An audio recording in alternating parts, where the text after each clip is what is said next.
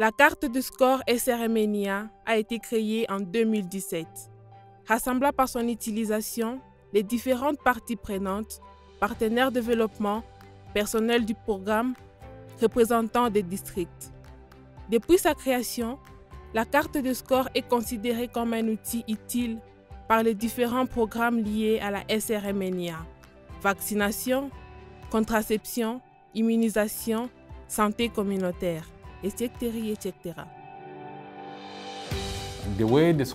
La manière dont la carte des scores est conçue permet de voir les domaines en vert où la performance est élevée. C'est en jaune où un effort supplémentaire est requis malgré les progrès réalisés, et ceux en rouge qui sont vraiment à la traîne. De cette manière, il est plus aisé de savoir où concentrer les efforts, augmenter les ressources humaines ou financières, mobiliser les partenaires ou faire participer les communautés. Je pense qu'il s'agit d'un bon outil qui peut nous aider à suivre nos progrès au jour le jour. Régulièrement, plusieurs réunions sont organisées au sein de différents forums afin de constater les progrès réalisés et de prendre par conséquent les décisions nécessaires. Les réunions de coordination réunissent les parties prenantes des centres de santé. Nous pouvons également inviter les responsables des postes de santé et les travailleurs santé communautaire, car une partie des sujets évoqués dans les réunions de coordination concerne les travailleurs santé communautaire.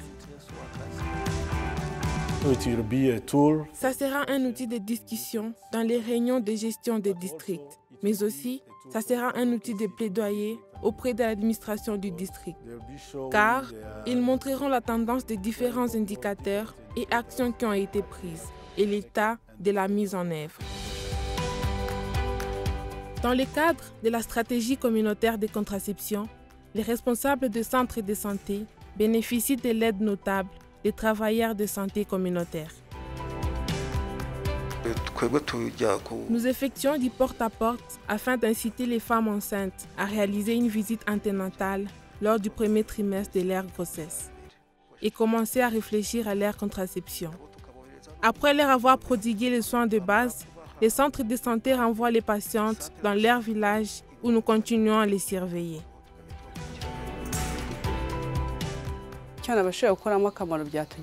L'avantage pour nous est que nous allons analyser les données nous-mêmes et prendre des décisions basées sur ces dernières. En cas de problème, nous serons capables d'établir des objectifs qui pourront nous aider à les résoudre.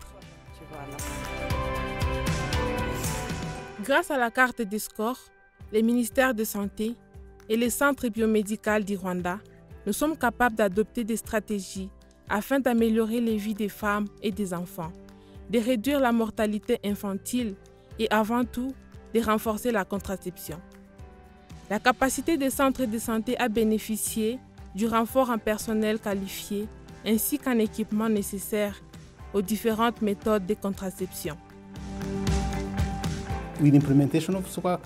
La mise en œuvre de la carte de score jusqu'à l'échelon le plus bas va nous aider à véritablement comprendre les problèmes importants, à avoir recours aux actions et activités les plus appropriées et à améliorer nos plans et prises de décision.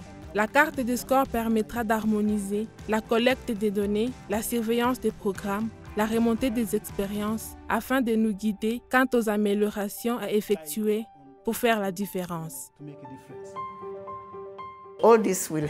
Tout cela nous aidera à améliorer la présentation des interventions, à améliorer l'orientation des politiques, à améliorer la planification stratégique et à garantir que nous fournissons des services de qualité aux femmes, les enfants, les adolescents et la population en général. La carte de score s'est révélée être un outil qui facilite l'évaluation des actions effectuées et de l'usage des ressources à tous les niveaux. En général, le ministère de la Santé est satisfait des résultats obtenus grâce à la carte de score. Et l'espoir prédomine quant au progrès à réaliser dans le futur.